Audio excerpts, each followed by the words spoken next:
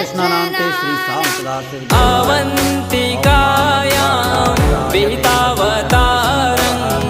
मुक्तिप्रदानाय च सज्जनानाम्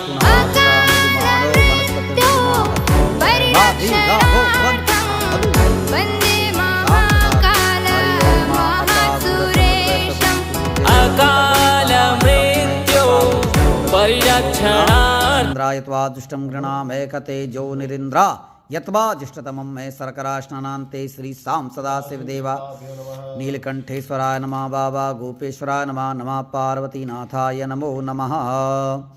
नागेन्द्राय त्रिलोचनाय वश्यमाङ्गिराय महेश्वराय नित्याय शुद्धाय दिगंबराय तस्मै नकाराय नमः शिवाय श्री साम सदाशिव देवाय नमामि गंगे तव पाद पंकजं सुरासुरैर्वन्दितदिव्यरूपं